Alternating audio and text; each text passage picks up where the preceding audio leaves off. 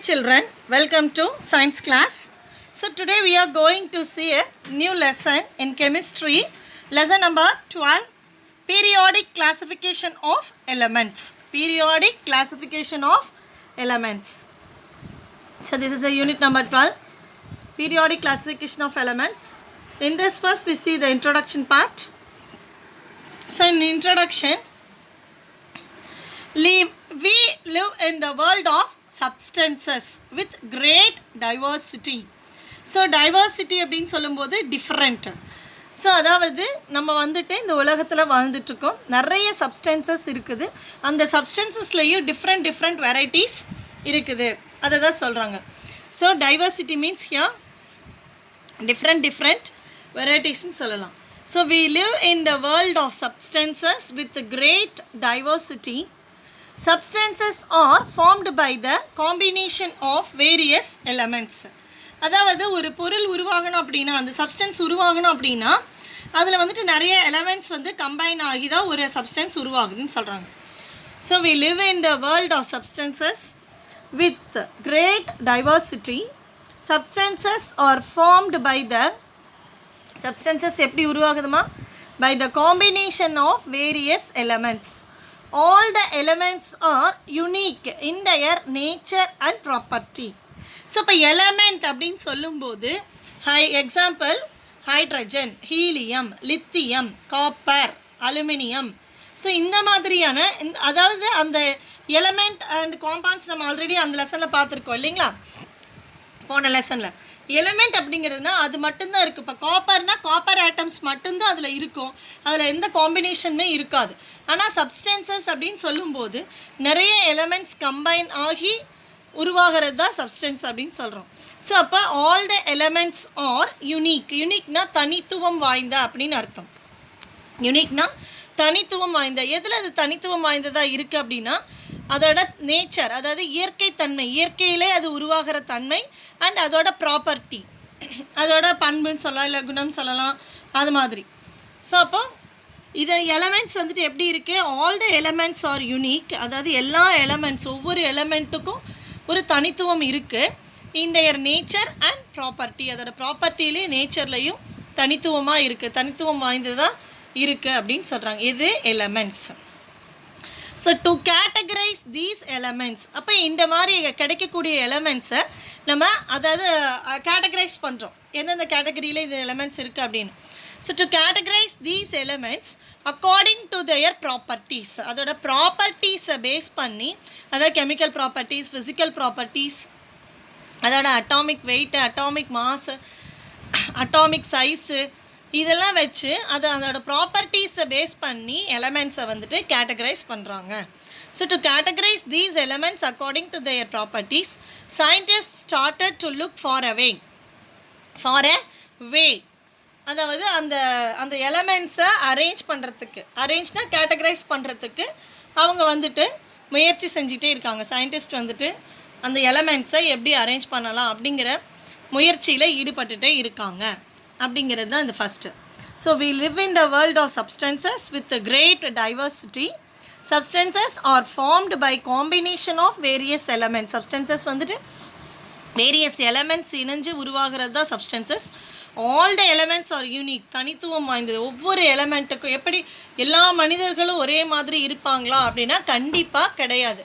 அப்போ எல்லா எலமெண்ட்ஸும் வந்துட்டு அதாவது ஒவ்வொரு மனிதர்களுக்கும் ஒரு தனித்துவம் இருக்கும். அதே மாதிரி ஒவ்வொரு மனிதர்களுக்கும் ஒரு தனித்துவம் இருக்கும். அதே மாதிரி ஒவ்வொரு எலமெண்ட்ஸ்க்கும் வந்துட்டு அதோட ப்ராப்பர்ட்டி அண்ட் நேச்சரில் வந்துட்டு தனித்துவம் வாய்ந்ததாக இருக்கும் அப்படின்னு சொல்கிறாங்க. So all the elements are unique in their nature and property.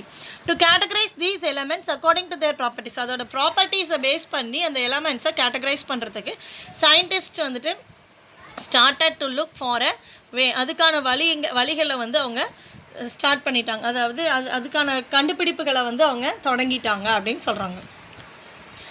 In 1800 there were only 31 known elements. அதாவது in 1800 மொத்தம் எவ்வளோ எலமெண்ட்ஸ் தான் கண்டுபிடிச்சிருந்தாங்க அப்படின்னா, தெரிஞ்சிருந்தது அப்படின்னா 31 எலமெண்ட்ஸ் தான் இருந்துச்சு. In 1865 65 years கழிச்சு their number became அந்த எலமெண்ட்ஸோட எண்ணிக்கை வந்து 31லேருந்து 63 ஆயிடுச்சு. 31லேருந்து 63 இதெல்லாம் 1 மார்க்கில் கேட்பாங்க, நோட் பண்ணிக்கோங்க. Now 118 elements have been discovered. இப்போ மொத்தம் எத்தனை எலமெண்ட்ஸ் கண்டுபிடிச்சிருக்காங்க? 118 எலமெண்ட்ஸ் இப்போ கண்டுபிடிச்சிருக்காங்க. ஸோ அப்போது இன் 1800ல் எவ்வளோ எலமெண்ட்ஸ் இருந்துச்சு? 31 known எலமெண்ட்ஸ் இருந்துச்சு. பை 1865ல் அது வந்து 63 ஆச்சு. Now 118 elements have been discovered. As different elements were being discovered, scientists gathered more and more information about the properties of these elements. அதாவது எலமெண்ட்ஸ் கண்டுபிடிக்க சயின்டிஸ்ட் கேதர்ட் விஷயங்களை சேகரிக்கிறாங்க. More and more information about the properties of these elements. அந்த கண்டுபிடிக்கப்பட்ட அந்த எலமெண்ட்ஸோட properties அதை பற்றின இன்ஃபர்மேஷன்ஸை அதிக அளவில் என்ன பண்ணிகிட்டே இருக்காங்க? கேதர் பண்ணிகிட்டே இருக்காங்க, கலெக்ட் பண்ணிகிட்டே இருக்காங்க அப்படின்னு அர்த்தம். So as different elements are being discovered, scientists gathered more and more information about the properties of these elements. அந்த எலமெண்ட்ஸோட ப்ராப்பர்ட்டிஸை அதிக அளவு, அதோட இன்ஃபர்மேஷன்ஸை அதிக அளவு கேதர் பண்ணிகிட்டே இருக்காங்க. They found it difficult to organize all that was known about the elements. அதாவது எல்லாத்தையும் ஒருங்கிணைக்கிறது ரொம்ப ரொம்ப கஷ்டமாக இருக்கும். They found it, அவங்க என்ன நினச்சாங்க, என்ன கண்டுபிடிச்சாங்க அப்படின்னா, டிஃபிகல்ட் டு ஆர்கனைஸ்னால் ஒருங்கிணைப்பு அப்படின்னு அர்த்தம், ஒருங்கிணைத்தல். ஸோ ரொம்ப ரொம்ப டிஃபிகல்ட்டாக இருக்குது. எதுக்கு? To organise all that was known about the elements. அந்த எலமெண்ட்ஸை பற்றின எல்லா விஷயங்களும் தெரிஞ்சுக்கிறது ரொம்ப ரொம்ப டிஃபிகல்ட்டாக இருந்துச்சு. So they found it difficult to organise all that was known about the elements. They started looking for some pattern in their properties. அதாவது அதுக்கப்புறம் என்ன பார்த்தாங்க? அது டிஃபிகல்ட்டாக இருக்குங்கிறதுக்கு அப்புறமா என்ன யோசிச்சாங்க அப்படின்னா, some pattern in their properties on the basis of which they could study such a large number of elements with ease. So let us discuss the concepts of classification of elements. Concepts of classification of elements proposed by various scientists from early to modern period. அதாவது எடுத்த உடனேயே modern periodic table, எடுத்த உடனே elements எப்படி arrange பண்ணலாங்கிற idea அவங்களுக்கு கிடைக்கல. அப்போ ஒவ்வொரு சயின்டிஸ்ட்டும் அவங்களோட முயற்சியில் ஈடுபட்டு அவங்களோட கண்டுபிடிப்புகளை அவங்க வெளியிட்ருக்காங்க. அப்போ அந்த கண்டுபிடிப்புகளையும், அதாவது லிமிட்டேஷன்ஸ் இருந்ததுனால, ட்ராபேக்ஸ் இருந்ததுனால மாடர்ன் பீரியாடிக் டேபிள் வந்துச்சு. இப்போ வரைக்கும் அந்த மாடர்ன் பீரியாடிக் டேபிள் தான் நம்ம யூஸ் பண்ணிட்டு இருக்கோம். So, early concepts of classification of elements. Early concepts of classification of elements. First one is Doberanus triads. Doberanus triads. So, in 1817. So, 1800ல எத்தனை எலமெண்ட்ஸ் கண்டுபிடிச்சிருந்தாங்கம்மா? 31 known elements இருந்துச்சு. அண்ட் Doberanus triadsல வந்துட்டு என்ன சொல்கிறாங்க பாருங்கள். In 1817 Johann Wolfgang Dobereiner, a German chemist. இவர் யார்? ஒரு German chemist. எந்த இயர்? 1817. அவர் ஃபுல் நேம் என்னது?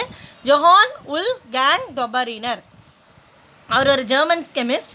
Suggested a method of grouping elements. அவர் ஒரு மெத்தடை வந்து சஜஸ்ட் பண்ணுறாரு. எதுக்கு? எலமெண்ட்ஸை குரூப் பண்ணுறதுக்கு, எலமெண்ட்ஸை ஒரு குரூப்பாக க்ரியேட் பண்ணுறதுக்கு. So suggested a method of grouping elements based on their relative atomic masses. இதெல்லாம் அண்டர்லைன் பண்ணி வச்சுக்கோங்க. அதாவது Doberanus triads மெத்தடில் எதை பேஸ் பண்ணி எலமெண்ட்ஸ் அரேஞ்ச் பண்ணாங்க அப்படின்னா, அதோட அட்டாமிக் மாசஸ் பேஸ் பண்ணி எலமெண்ட்ஸை அரேஞ்ச் பண்ணாங்க. ஸோ அப்போது in 1817 Johann Wolfgang Dobereiner, a German chemist, suggested a method of grouping elements based on their relative atomic masses. He arranged the elements into groups containing 3 elements each. அதாவது ஒரு குரூப்னு இருந்துச்சுன்னா அதில் 3 elements arrange ஆகிருக்கும். So அதுதான் சொல்கிறாங்க. He arranged the elements into groups. எலமெண்ட்ஸை arrange பண்ணுறாங்க. அந்த குரூப்பில் எத்தனை எலமெண்ட்ஸ் இருக்குமா? containing 3 elements each. ஒவ்வொரு குரூப்லையும் 3 எலமெண்ட்ஸ் இருக்கும் அப்படிங்கிறத சொல்கிறாங்க. அந்த எலமெண்ட்ஸ் வந்து அதுக்கு பேர் என்ன வைக்கிறார்? அந்த குரூப்புக்கு பேர் he called these groups as triads. Try அப்படின்னா 3. அப்போ ஒவ்வொரு குரூப்பில் எவ்வளோ எலமெண்ட்ஸ் இருக்குது? 3 எலமெண்ட்ஸ். எதை பேஸ் பண்ணி அரேஞ்ச் பண்ணியிருக்காங்க? ரிலேட்டிவ் அட்டாமிக் மாசஸ் பேஸ் பண்ணி தான் அந்த எலமெண்ட்ஸை அரேஞ்ச் பண்ணியிருக்காங்க. ஸோ இப்போ 3 elements each he called these groups as இதுக்கு பேர் என்னென்னு வைக்கிறாரு triads அப்படின்னு பேர் வைக்கிறாரு. ட்ரைனா 3. ஸோ Dobereiner showed that இந்த ரெட் கலரில் இருக்கிறத மார்க் பண்ணிக்கோங்க 2 மார்க்கில். Dobereiner's law of triadsனு வரும். when the 3 elements in a triad, அதாவது அந்த குரூப்பில் ஒரு குரூப்பில் இருக்கக்கூடிய அந்த 3 elements இருக்குமா அரேஞ்ச் பண்ணியிருக்காங்க.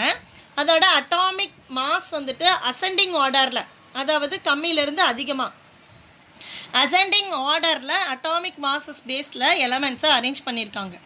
அப்போது இங்கே என்ன கொடுத்துருக்காங்க பாருங்கள். when the 3 elements in a triad are arranged in the ascending order of their atomic masses. Ascending ஆர்டர்லன்னா அதாவது டிக்ரீஸிங்லேருந்து இன்க்ரீஸிங் போகுது. 1 2 3 4 லைக் தட். அப்போ இங்கே வந்துட்டு நீங்கள் இப்போ டேபிள் பார்த்தீங்கன்னா உங்களுக்கு கிளியராக புரியும். இப்போ அசெண்டிங் ஆர்டரில் அட்டாமிக் மாஸஸை பொறுத்து எலமெண்ட்ஸை அந்த ட்ரையட் ஒரு குரூப்பில் அரேஞ்ச் பண்ணியிருக்காங்க. அப்போ the atomic mass of the middle elements, அதாவது மிடில் எலமெண்ட்டோட அட்டாமிக் மாஸ் எப்படி இருக்கும் அப்படின்னா is nearly the same as average of atomic masses of other 2 elements. அதாவது இவர் சொல்கிறதுல என்னென்னா ஒன்று வந்துட்டு ஒரு குரூப்பில் 3 elements-ம் அசெண்டிங் ஆர்டரில் atomic masses relative to their atomic masses படி அரேஞ்ச் பண்ணியிருக்காங்க. அப்புறம் ஃபஸ்ட்டு எலமெண்ட் டு தேர்ட் எலமெண்ட்டும் இருக்கும் பாருங்கள். ஃபஸ்ட்டு எலமெண்ட் ஒன்று இருக்கும், தேர்ட் எலமெண்ட் இருக்கும் இல்லையா, அந்த 2 அட்டாமிக் மாசஸையும் ஆட் பண்ணி அதுக்கு ஆவரேஜ், இப்போ 2 இருக்குன்னா 2த்துக்கும் அட்டாமிக் மாஸ் இருக்குது, அதை ஆட் பண்ணி டிவைடட் பை 2 பண்ணுறோம். அப்படி பண்ணும்போது வி கெட் 1 ஆன்சர் இல்லைங்களா. அப்போ அதில் வரக்கூடிய அந்த ஆன்சர் அதுதான் அட்டாமிக் மாஸ். அது எதுக்கு ஈக்குவலாக இருக்கும்னா மிடில் ஒரு எலமெண்ட் இருக்கும் பார்த்தீங்களா, செகண்ட் எலமெண்ட்டு, அதோட அட்டாமிக் மாஸ்க்கு அது ஈக்குவலாக இருக்கும் அப்படின்னு சொல்கிறாங்க. புரிஞ்சுதுங்களா? ஸோ ஃபஸ்ட்டு எலமெண்ட்டோட அட்டாமிக் மாஸ், செகண்ட் எலமெண்ட்டோட அட்டாமிக் மாஸ் ரெண்டையும் ஆட் பண்ணிவிட்டு டிவைடட் பை 2 பண்ணுறாங்க. அதாவது ஆவரேஜ் பண்ணும்போது வி கெட் த மிடில் எலமெண்ட்டோட அட்டாமிக் மாஸ்க்கு அது ஈக்குவலாக வந்துடும். இதுதான் Dobereiner's triad, Dobereiner's law of triads அப்படின்னு சொல்கிறாங்க ma'am. So Dobereiner showed that when the 3 elements in a triad are arranged in the ascending order of their atomic masses, the atomic mass of the middle element is nearly the same as average of atomic masses of other 2 elements. This statement is called the Dobereiner's law of triads. புரிஞ்சுதுங்களா? The atomic mass of the middle element is nearly the same. எப்படி இருக்கான்? as எதுக்கு சேமாக இருக்கான்? average of atomic masses of other 2 elements. இந்த ஸ்டேட்மெண்ட்டை தான் Dobereiner's law of triads அப்படின்னு சொல்கிறாங்க. இது வந்து 12.1 காமிச்சிருக்காங்க. Example, in the triad group arithmetic mean of atomic masses of first and third elements. அதுதான் அது எக்ஸாம்பிள் கொடுத்துருக்காங்க. in a triad குரூப்பில் 1ன்னு கொடுத்துட்டு arithmetic mean of atomic masses of the first and third elements இங்கே கொடுத்துருக்காங்க பாருங்கள். இதுதான் வந்து Dobereiner's law of triads. triad group 1, triad group 2, triad group 3 அப்படின்னு சொல்லியிருக்காங்க. எலமெண்ட் அட்டாமிக் மாஸ், அதாவது இது ஒரு குரூப், இதுலேருந்து இது ஒரு குரூப், அதே மாதிரி இதுலேருந்து ஒரு குரூப், அதுக்கப்புறம் அடுத்தது. ஸோ அப்போது இதில் எலமெண்ட் பாருங்கள். லித்தியம் அதோட அட்டாமிக் மாஸ் என்ன இருக்குது? 6.9. சோடியம் இது வந்து லித்தியம், எல்லைனா லித்தியம், சோடியம்க்கு 23, அதோட அட்டாமிக் மாஸ் 23. அடுத்து பொட்டாசியம் கே, அதோட அட்டாமிக் மாஸ் 39.1. அதே மாதிரி இப்போ அசெண்டிங் ஆர்டரில் இருக்குது பாருங்கள். 6.9, 23, 39.1. அது கீழே எக்ஸாம்பிள் கொடுத்துருக்காங்க பாருங்கள். நம்ம என்ன பார்த்தோம் Dobereiner's law ஸ்டேட்மெண்ட்டில்? 6.9 ஃபஸ்ட்டு எலமெண்ட்டும் தேர்ட் எலமெண்ட்டை ஆட் பண்ணி டிவைடட் பை 2 பண்ணுறோம். 6.9 + 39.1 பண்ணும்போது அது ரெண்டையும் ஆட் பண்ணி டிவைடட் பை 2 பண்ணும்போது வி கெட் த ஆன்சர் 23. அப்போ அந்த சோடியமோட அட்டாமிக் மாஸ் என்னது? 23. நமக்கு இங்கே கிடச்ச ஆவரேஜ் அட்டாமிக் மாஸ் என்னது? 23. So the atomic mass of sodium middle element is 23 அப்படின்னு சொல்லி முடிக்கிறாங்கம்மா. அடுத்தது இந்த பக்கம் பாருங்கள். ட்ரையட் குரூப் 2ல் element chlorine, bromine, iodine. சிஎல்னா chlorine, அதோட அட்டாமிக் மாஸ் 35.5, புரோமின் 79.9, அயோடின் 126.9. அடுத்தது ட்ரையட் குரூப் 3ல் பாருங்கள். கால்சியம், சிஏ கால்சியம், அதோட அட்டாமிக் மாஸ் 40.1. அடுத்தது ஸ்டோன்டியம் S87.6, பேரியம் 137.3. ஸோ அடுத்தது லிமிட்டேஷன்ஸ். ஸோ அப்போ இதுதான் ஃபஸ்ட்டு அவர் 1817 வந்துட்டு ட்ரையட் ஃபார்முலா, டாபரினஸ் ட்ரையட் லாவை வந்துட்டு அவர் அறிமுகப்படுத்துகிறாரு. ஆனால் அதுலேயும் சில லிமிட்டேஷன்ஸ் இருக்கிறதுனால, ட்ராபேக்ஸ் இருக்கிறதுனால அது. ஸோ லிமிட்டேஷன்ஸ் அப்படின்னு பார்க்கும்போது டாபரினர் குட் ஐடென்டிஃபை ஒன்லி 3 ட்ரையட்ஸ். அவரால் எவ்வளோ ட்ரையட்ஸ் கண்டுபிடிக்க முடிஞ்சுன்னா 3 ட்ரையட்ஸ் தான். Triad group 1, triad group 2, triad group 3, இது 3 தான் கண்டுபிடிக்க முடிஞ்சிச்சு. அதாவது அட்டாமிக் மாசஸ் பேஸில் எலமெண்ட்ஸை அரேஞ்ச் பண்ணி வைக்க முடிஞ்சிச்சு. So Dobereiner could identify only 3 triads from the elements. So Dobereiner could identify only 3 triads மட்டும்தான் அவரால் இது பண்ண முடிஞ்சிச்சு, எலமெண்ட்ஸ் அரேஞ்ச் பண்ண முடிஞ்சிச்சு. From the elements known that at that time, அந்த நேரத்தில் அவருக்கு தெரிஞ்ச எலமெண்ட்ஸை 3 ட்ரையட் குரூப்ஸாக தான் அரேஞ்ச் பண்ண முடிஞ்சிச்சு. And all elements could not be classified in the form of triads. மற்ற எலமெண்ட்ஸ் எதுவுமே அவரால் கிளாஸிஃபை பண்ண முடியல, இந்த ஃபார்ம் ஆஃப் ட்ரையட்ஸில் கிளாஸிஃபை பண்ண முடியல. So டாபரினர் could identify only 3 triads from the elements known at that time, and all elements could not be classified in the form of triads. The law was not applicable to elements having very low and very high atomic mass. So எந்தெந்த எலமெண்ட்டுக்கு low atomic mass and very high atomic mass இருந்துச்சோ அந்த எலமெண்ட்ஸ்க்கெல்லாம் வந்து இது அப்ளிகபிளாக இல்லை அப்படின்னு சொல்கிறாங்க. So apply பண்ண முடியாது. The law was not applicable to elements having very low and very high atomic mass. அடுத்தது நியூலாண்ட்ஸ் லா ஆஃப் ஆக்டேவ்ஸ். அதாவது இவர் டாபரினர் மெத்தட் படி ஒரு குரூப்புக்கு 3 எலமெண்ட்ஸ் அரேஞ்ச் பண்ணியிருந்தார். அதுக்கு பேர் டாபரினர் ட்ரையட்ஸ்னு வச்சார். அடுத்தது யார் வராங்கன்னா நியூலாண்ட்ஸ் லா ஆஃப் ஆக்டேவ்ஸ் அப்படிங்கிறாரு. இன் 1866 John Newlands arranged 56 known elements in the increasing order of their atomic mass. இவரும் வந்துட்டு increasing order of atomic mass படி தான் எலமெண்ட்ஸை அரேஞ்ச் பண்ணாங்க. ஸோ லா ஆஃப் ஆக்டேவ்ஸில் in 1866 John Newlands arranged 56 known elements in the increasing order of their atomic mass. So he observed that every 8th element had properties similar to those of the first element. அதாவது அந்த முடியக்கூடிய அந்த 8th எலமெண்ட்டோட ப்ராப்பர்ட்டிஸும் அதே இதில் இருக்கக்கூடிய first எலமெண்ட்டோட ப்ராப்பர்ட்டிஸும் சேமாக இருக்குது அப்படின்னு சொல்கிறாங்க. அவ்வளோதான். So in 1866 John Newlands arranged 56 known elements in the increasing order of their atomic mass. He observed that every 8th elementோட properties had properties similar to those of the first element, like the 8th note in an octave of music is similar to the first. This arrangement was known as law of octaves. The octave of Indian music system is sa re ga ma pa da ni sa. So ச அப்படின்னு ஆரம்பிக்கும் போது முடிகிறதும் என்னது சாலை தான் முடியுது. இதில் பார்த்தீங்கன்னா மொத்தம் 8 நோட்ஸ் இருக்குது. அந்த ஃபஸ்ட் நோட்டும் லாஸ்ட் நோட்டும், அதாவது 8th நோட்டும் சேமாக இருக்குது அப்படின்னு சொல்கிறாங்க. அதே மாதிரி தான் அவர் அரேஞ்ச் பண்ண நியூலாண்ட் ஆக்டேவ்ஸ் அரேஞ்ச் பண்ண ஃபஸ்ட்டு எலமெண்ட்டோட ப்ராப்பர்ட்டியும் 8th எலமெண்ட்டோட ப்ராப்பர்ட்டியும் சேமாக இருக்குது அப்படின்னு சொல்லியிருக்காங்க. ஸோ அதான் எக்ஸாம்பிள் தட் இஸ் சா, அதுதான் சேமாக இருக்குன்னு சொல்கிறாங்க. Likewise in the Newlands table of octaves, the element F is 8th from the element H. That hydrogen is the first element and fluorine is the last element. Thus they have similar properties அப்படின்னு சொல்கிறாங்கம்மா. அடுத்தது limitations. There are instances of 2 elements being fitted into the same slot. அதாவது அந்த மாதிரி arrange பண்ணிட்டு வரும்போது 2 element ஒரே ஸ்லாட்டில், there are instances of 2 elements being fitted into the same slot. ஒரே ஸ்லாட்டில், அந்த டேப்லெட் காலம் பார்த்தா புரியும் நமக்கு. சேம் ஸ்லாட்டில் வர மாதிரி இருக்குது. Example cobalt and nickel. Next second point என்ன சொல்கிறாங்க, some elements totally dissimilar in their properties. So அப்போது அந்த எலமெண்ட்ஸ் வந்துட்டு அந்த ஆக்டேவ்ஸ் அந்த குரூப்பில் அரேஞ்ச் ஆகிருக்கக்கூடிய எலமெண்ட்ஸ் டோட்டலாக என்னவாக இருக்குன்னா அதோட ப்ராப்பர்ட்டிஸ்லேருந்து டிசிமிலராக இருக்குது, சேமாக இல்லை, டிசிமிலர் ப்ராப்பர்ட்டிஸாக இருக்குதுன்னு சொல்கிறாங்க. So some elements totally dissimilar in their properties were fitted in to the same group. So arrangement of எப்படி இருக்குது பாருங்கள். Cobalt, nickel, palladium, platinum, iridium இந்த ரோ ஆஃப் ஹாலஜன்ஸ். ஹாலஜன்ஸில் இதெல்லாம் அரேஞ்ச் ஆகிருக்குன்னு சொல்கிறாங்க. The law of octaves was not valid for elements that had atomic masses higher than that of calcium. So அதாவது கால்சியமோட atomic masses தவிர அதுக்கு மேலே இருக்கக்கூடிய எலமெண்ட்ஸை அவங்களால அரேஞ்ச் பண்ண முடியல அப்படிங்கிற மாதிரி சொல்கிறாங்க. The law of octaves was not valid.